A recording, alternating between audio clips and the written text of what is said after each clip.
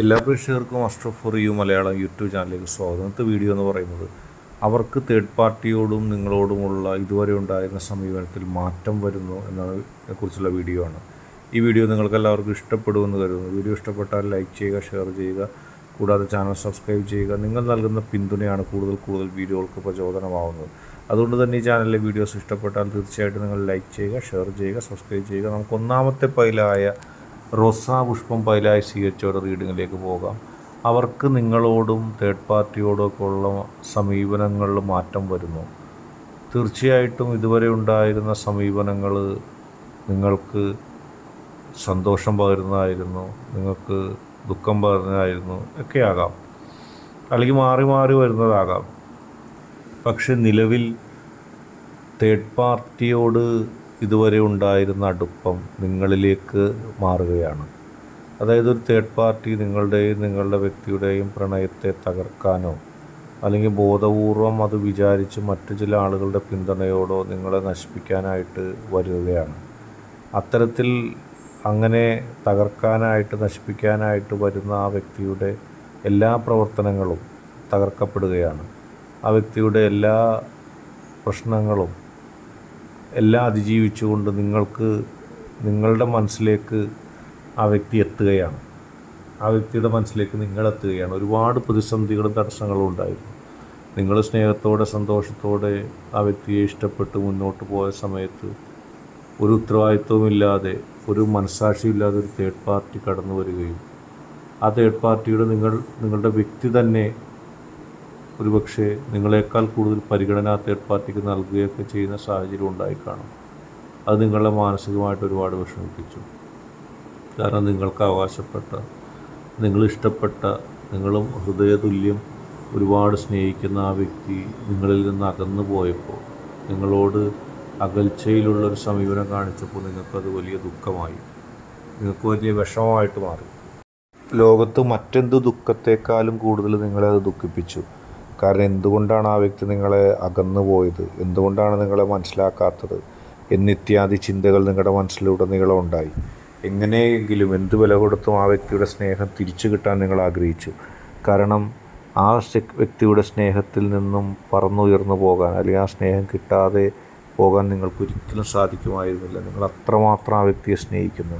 ആ വ്യക്തിയുടെ ഉള്ളിലുള്ള ഇഷ്ടങ്ങൾ, ആ വ്യക്തി നിങ്ങളെ തിരിച്ച് സ്നേഹിക്കുമെന്നറിഞ്ഞപ്പോൾ നിങ്ങളുടെ മനസ്സിലുള്ള സന്തോഷം അതൊരിക്കലും പറഞ്ഞറിയിക്കാൻ കഴിയാത്തതാണ്. ആ വ്യക്തി തിരിച്ചു വരിക തന്നെ ചെയ്യും, നിങ്ങളെ സ്നേഹിക്കുക തന്നെ ചെയ്യും. തേർഡ് പാർട്ടിയുടെ യഥാർത്ഥ മുഖം ആ വ്യക്തി മനസ്സിലാക്കും. തേർഡ് പാർട്ടി എത്തരത്തിലാണ് ചതി നടത്തിയത്, തേർഡ് പാർട്ടിയുടെ പ്രണയത്തിന് ആത്മാർത്ഥത ഉണ്ടായില്ല എന്നുള്ള കാര്യങ്ങളൊക്കെ മനസ്സിലാക്കി തന്നെ ആ വ്യക്തി തിരിച്ചു വരും. അടുത്തതായിട്ട് വണ്ട് പൈലായി സ്വീകരിച്ച ഒരു റീഡിങ്ങാണ്. തട്ടിപ്പുകാരനോ തട്ടിപ്പുകാരിയോ ആയിട്ടുള്ളൊരു തേർഡ് പാർട്ടിയെ, ആ തേർഡ് പാർട്ടിയുടെ തട്ടിപ്പ് പൂർണ്ണമായും മനസ്സിലാക്കി കളഞ്ഞു വരുന്നൊരു മനസ്സാണ് നിങ്ങളുടെ വ്യക്തിക്കുള്ളത്. നിങ്ങളോടൊപ്പം നിലയുറപ്പിച്ച, നിങ്ങളോടൊപ്പം എന്നെന്നും നിലനിന്ന ഒരു വ്യക്തിയാണ് ആ വ്യക്തി. ഒരിക്കൽ പോലും നിങ്ങളില്ലാതെ മുന്നോട്ട് പോകാൻ ആ വ്യക്തിക്ക് കഴിയില്ലായിരുന്നു. പക്ഷേ ആ ഭാഗത്ത് നിന്ന്, അല്ലെങ്കിൽ ആ അവസ്ഥയിൽ നിന്ന് ആ തേർഡ് പാർട്ടി നിങ്ങളുടെ വ്യക്തിയെ തെറ്റിദ്ധരിപ്പിക്കുകയായിരുന്നു. നിങ്ങളുടെ വ്യക്തിയുടെ ഹൃദയത്തിൽ നിങ്ങളെന്നുള്ള ആ ചിന്ത അത് ബോധപൂർവം മായ്ച്ച് കളഞ്ഞുകൊണ്ടാണ് ആ തേർഡ് പാർട്ടി നിങ്ങളുടെ വ്യക്തിയെ കയ്യേറാൻ ശ്രമിച്ചത്. ഒരു പരിധിവരെ നിങ്ങളുടെ വ്യക്തി പിടിച്ചു നിന്നു. പക്ഷേ നിങ്ങളെ തെറ്റിദ്ധരിപ്പിക്കുകയും നിങ്ങളെ മറ്റൊരു ട്രാപ്പിലാക്കിക്കൊണ്ടാണ് ആ തേർഡ് പാർട്ടി എല്ലാം നടത്തിയത്. നിങ്ങളോടൊപ്പം നിന്ന് പല കാര്യങ്ങൾ ചെയ്തുകൊണ്ടും അവസാനം അതൊക്കെ നിങ്ങളുടെ തലയിലാക്കിക്കൊണ്ട് എല്ലാം തേർഡ് പാർട്ടി നിങ്ങളെ മോശക്കാരിയാക്കാൻ ശ്രമിച്ചു. അങ്ങനെ തേർഡ് പാർട്ടി നിങ്ങളുടെ വ്യക്തിയുമായിട്ട് അടുക്കുകയായിരുന്നു.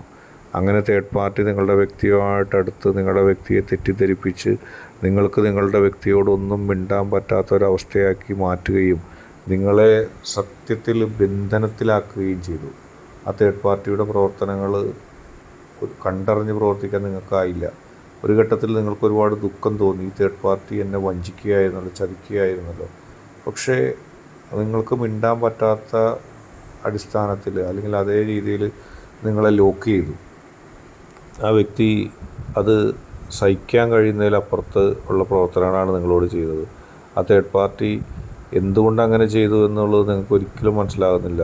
തീർത്തും സ്വാർത്ഥത മാത്രമാണ് ആ തേർഡ് പാർട്ടി നിങ്ങളോട് കാണിച്ചത്. കാരണം ആ തേർഡ് പാർട്ടിയെ നിങ്ങൾ ഒരുപാട് സ്നേഹിച്ചിരുന്നു.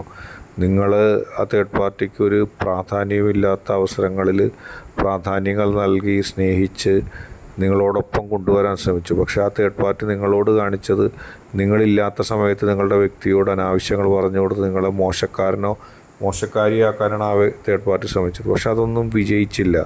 ജീവിതത്തിൽ എല്ലാ പ്രതിസന്ധി ഘട്ടങ്ങളിൽ ഈശ്വരൻ നിങ്ങളെ സഹായിച്ചതുപോലെ നിങ്ങളുടെ നല്ല മനസ്സിൻ്റെ പ്രതിഫലമായിട്ട് തേർഡ് പാർട്ടി ഉണ്ടാക്കിയ പ്രതിസന്ധികളിൽ നിന്നും പ്രശ്നങ്ങളിൽ നിന്നും അതിനെയൊക്കെ അതിജീവിച്ചുകൊണ്ട് പോസിറ്റീവായിട്ട് നിങ്ങൾക്ക് മുന്നോട്ട് പോകാൻ കഴിഞ്ഞു.